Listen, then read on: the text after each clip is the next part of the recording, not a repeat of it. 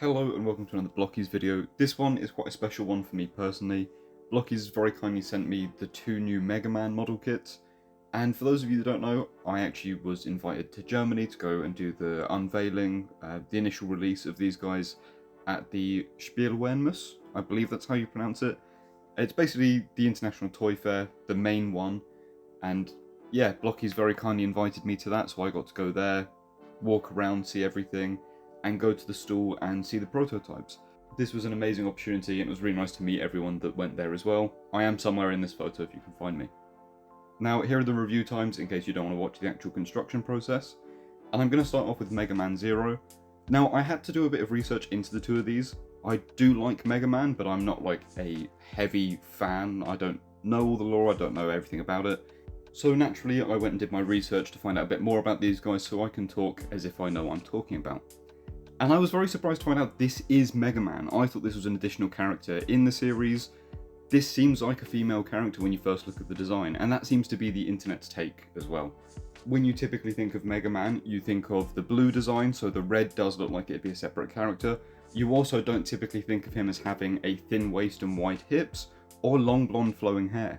So it's completely understandable that people thought this was a different character just based on the design of him. I do think it was a weird choice for Capcom to go with this design for MegaMan, because now that you look at him, he doesn't look like MegaMan. So this was a huge throw off for me. Even when I saw the prototypes in Germany, I did think that this was a female character. It's just you've got the big boots which are MegaMan-esque, but rather than flaring out towards the bottom, they flare up towards the knee. And like I mentioned earlier, you do have a very thin waist for this design, with obviously a bigger chest because of the armour, and the much wider hips. Those are all design elements that are typically implemented into female characters in video games, so it's very interesting that they used it for MegaMan, especially with the very long blonde hair you can see at the back there. Am I saying this is a bad design? Not at all. Am I saying it's an interesting one? Yes, I do think Capcom went a very strange route with this design for MegaMan. But let's get back on track with the actual model kit. You can see you do get a display base which has some nice texture on it, and those grey little studs that poke in and attach to the feet for MegaMan here. And this model kit is brilliant, I really enjoyed putting it together. I will say it is not my favourite out of the two. A, because of the design, and B, I find that the hair gets really in the way of articulation. Well, not in the way, but when you're trying to pose it, it's very easy to catch the hair and end up moving the head in the process. Now you do get really good range. You can see obviously that hair is on a ball joint, and the head has good range even with it attached. Now you get those butterfly joints as well, which do open the back up a little bit. I really like the way that it's been implemented, but I can understand some people don't like that you end up with a hole in the back if you bring the shoulders forwards. Now the shoulder pad itself is attached to the bicep piece, which is unusual for Blokees, and it does get in the way for articulation, but not massively. You can still get a typical T-pose, arms go straight out, which is really good, and you can see the shoulder pad does have a little bit of a ball joint on the inside there as well. Now obviously you get your usual bicep rotation, the double jointed elbow, but they've done something really interesting for the hands here. So the hands are on a ball peg, but a ball peg coming off of the hand into the forearm on a bar that can extend. So you can push these hands in and have them flush like that, or you can pull them out a little bit and rotate using the full range that you've got. This is the first time I've seen Blokees use this method, and it works really well. They're also very secure in there, so you don't have to worry about them being loose or falling out. Now, taking a look at the lower torso, well, the torso in general, you get a good crunch from the upper diaphragm joint, and a good range back as well. But if you use that lower joint as well, you get quite a bit more range, so you can see there's a good arch back, and there is a good arch forwards. This model kit does excel at this range, so you can see the side to side is impeccable as well, and of course you've got full rotation at those joints. Now another thing with the actual character design, I do find the crotch really strange. I find it interesting that it's white and not red. I feel like it would have made more sense to have it red, although it does allow for incredible range of movement because you've got that drop down and that high cut at the waist. It does kind of just look like a pair of underwear. And that's not Blokees' fault, that's just how this character is designed. Again, just something I find quite strange about the design. Now you can see there you do get a thigh swivel and a double jointed knee as well, and you've got a really nice amount of range at the foot. So you've got your typical kind of ball hinge setup, you've got your rotation, you've got your pivot, and you've got your hinge, and then on top of that you do get a really good toe articulation in this boot. For the size of the feet, there is a good amount of range in there.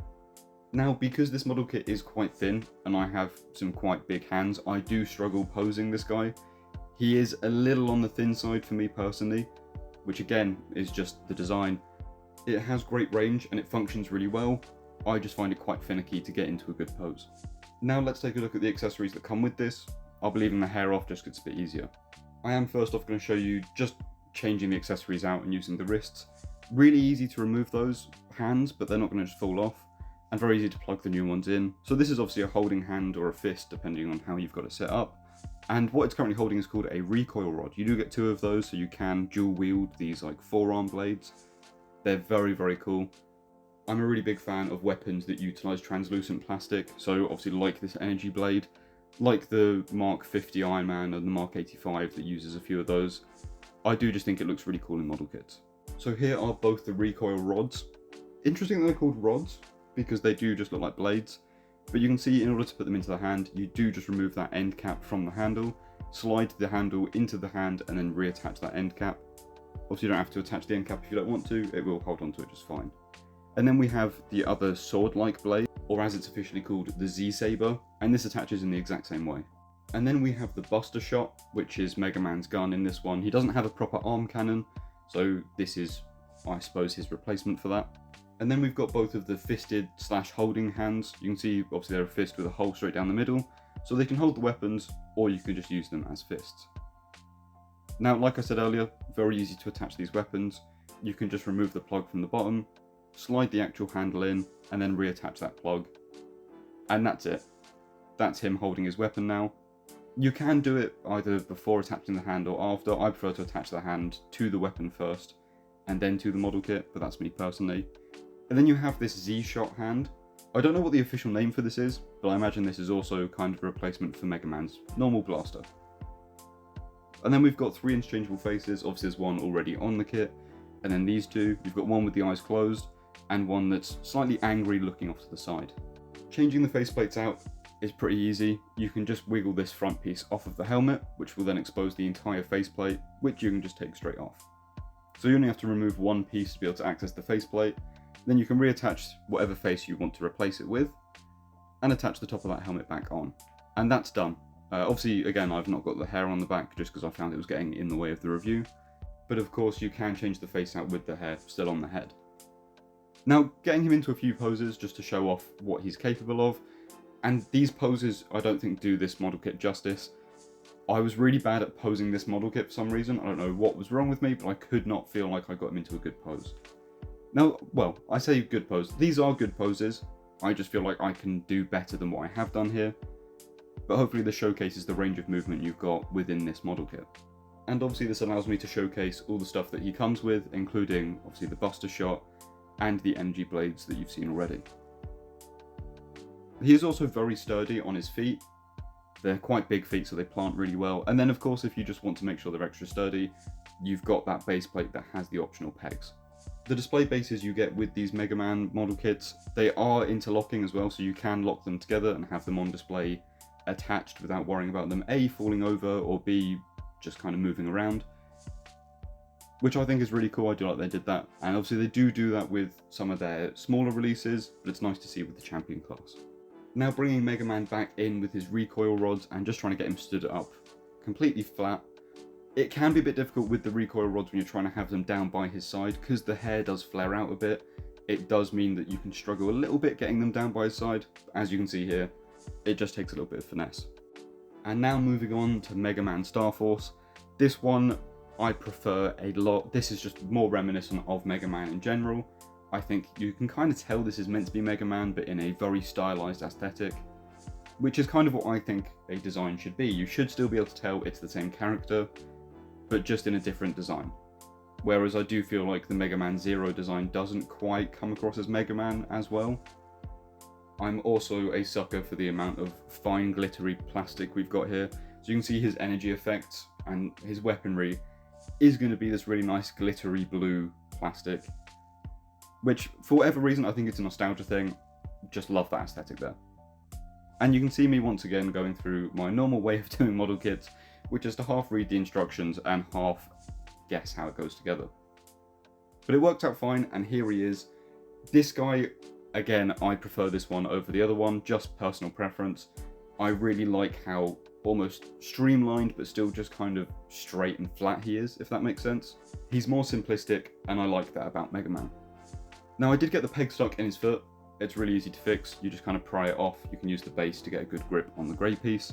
Very much a non-issue. Now, straightening him up so I can put him on display and you can see just how he looks. I really like the mix of the different tones of blue, the black, the yellow stripes up the side, and the orange energy effect we've got going on with the helmet. Really nicely done. I also think the body just looks very sleek, and it's very evident where you've got a body underneath and mechanical bits over the top. Now, articulation wise, his head will go back a decent bit, but you will run into the backpack wing thing going on. Forwards is quite good. And now the torso is a little more limited than the other MegaMan. You can get a good range, you can see here. He's got good range, it's just not as much as the MegaMan Zero is. Side to side, also quite good. But I think where his articulation peaks is his arms. The arms, and to a degree the legs, have been done really, really well. Particularly the mechanism they've used for the shoulders and for the elbow joints, actually. So you can see here you've got your armor panel up on that shoulder, and the ball that goes into the torso from the shoulder pulls out from the body. It doesn't pull out all the way, like there is a limit to it before the arm will then click off. But it's on the same method as the MegaMan Zero's wrists are, but they've been done on the shoulders, and I think it works really, really well for this design and for the size of this model kit. And you can see the arms go really far up, they go way past 90.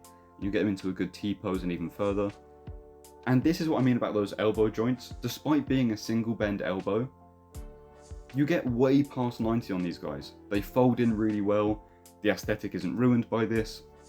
I'm just a huge fan of the way they've done this. Now it does mean that the fins on his elbows do have to face a specific way when you're bending the elbow. Not the end of the world to me, I don't have an issue with that. And kicking forwards, because that drop down, you can see you've got a good range. You've got that thigh swivel. The knee bend does only get to 90. They've not quite managed to get the same range in the knee as they did as the elbow. Doesn't bother me all that much. And then you've got an interesting joint at the ankle. So rather than the normal ankle joint you get, you've got a ball joint that goes straight into the foot, which is attached to a peg that goes up and then splits at a T-junction into either side of the leg. So the ball joint itself can move forwards on a hinge, and then you've got the foot attached to the ball peg at the bottom, which a ball peg and hinge is not anything out of the ordinary, but the way that they've utilised it is a bit different, and it works really well for this. They've also integrated this wrist panel, which is obviously just to cover the wrist itself, and this articulates really nicely. There's no gapping, it moves up, it's just very nicely done for such a small part. So straightening him out so we can take a look at what he comes with. This guy also comes with 3 interchangeable faceplates. This one of gritted teeth, which doesn't show up too well in my brightly lit camera setup. And then you've got a bit more of a sad face going on here.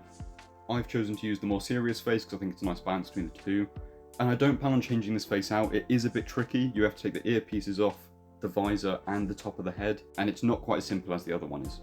Now our first weapon here is the energy blade. Really nicely done. Again, I really like the plastic they've used for the blade itself. And it does attach at the elbow, which I thought meant you weren't going to get any articulation out of it. It was just going to be a completely flat arm. But there's an elbow bend built into the energy blade. So you've got another articulation point in here, which you can see there. Doesn't get as much range as the standard arm does, but it still gets a good bit. You're still getting just past 90 with this, which opens up your options for posing a lot more than if they were to just have it be a plug that sticks in and doesn't have any joint. And then of course you've got his Mega Buster, which is a lot more like a dragon head than your normal cannon that MegaMan has. And this also has that elbow articulation. You can see it's got this very aggressive kind of look to it. You've got the red eyes and the spiky energy effect coming off the back of it in that really nice glittery blue.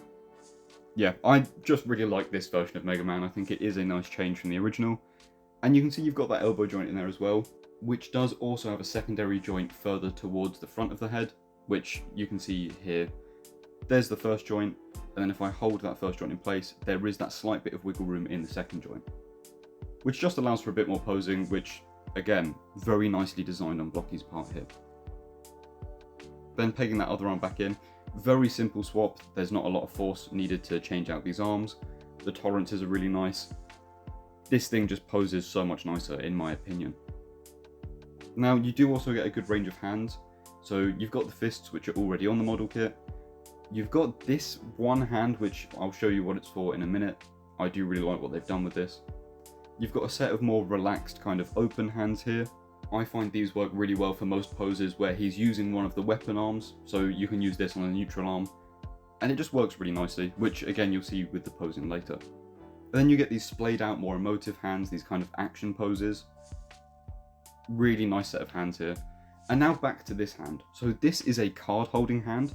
He comes with a set of battle cards, which the way Blokees have presented this to us is really nice. If I can show it the correct way around, that'd be really helpful.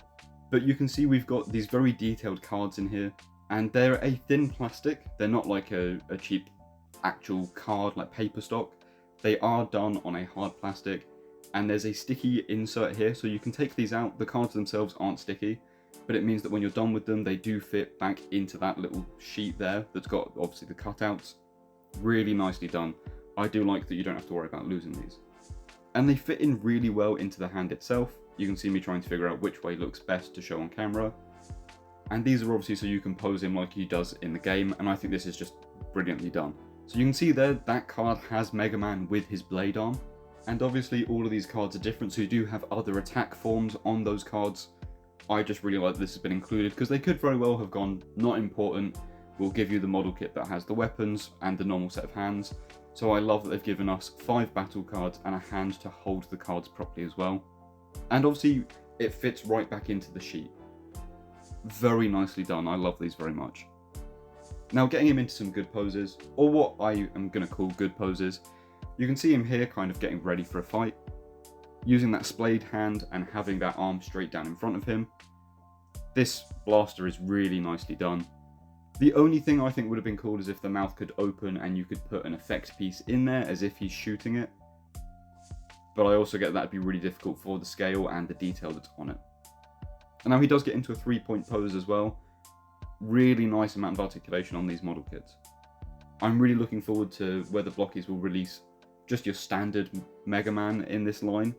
I think a champion class classic MegaMan would be really, really cool. And I think Blokees could do it justice. Blokees do a lot of their characters justice. Their IPs have some of the best range articulation-wise. Very much looking forward to what Blokees brings with the MegaMan line if they're going to be doing more. And you can see here, I mentioned earlier that you could potentially use this blaster as a shield because obviously it's got quite a big surface area. So you can see him blocking an attack there. And then using the blade, just kind of lining up. It's got a bit of an Obi-Wan Kenobi stance to him here. But I really like the amount of poses this model kit gets into. He also has the ability to look quite menacing through that orange visor. And here you can see him with that sword card, and obviously with the energy sword itself. I absolutely love this model kit. A, I have a soft spot because I went to Germany to go to the unveiling of it, and B, it's just such a nice design. Don't get me wrong, Blokees have done a phenomenal job of both of these, they work really well for what they are, but design and aesthetic wise, I really love the MegaMan StarForce design. This guy is just so sleek, poses really nicely. I do like that he's not like overly detailed, and he scales really well with other figures. So if you were to go for a Marvel vs Capcom sort of display, which obviously you could do, I imagine you would probably want a bit more of a classic MegaMan for that, but this is a Capcom MegaMan, and he works really well with the Gamerverse line from Marvel Legends. You can see scaling wise, he does feel like he fits in quite well. I've always imagined MegaMan is quite a smaller character, and that's how I've often seen him depicted in the like Marvel vs Capcom stuff. And getting these two into a fighting pose, it feels like it just works. These two aesthetics feel like they don't quite line up, but then they display really nicely together. So if you're going for a Marvel vs Capcom, it's probably worth picking up these MegaMan model kits. Again, they just work really nicely. Huge fan of the aesthetic of these guys. Now, taking the Marvel Legends out of the display, so we can go back to just looking at these two. I'm interested to hear your thoughts on the design of these two. I've been quite vocal about my opinions of what I think looks best and my preferred design. But let me know what you think. And a huge thank you to Blokees for sending these to me and for the opportunity to go to Germany. Thank you guys so much. I'll see you in the next video.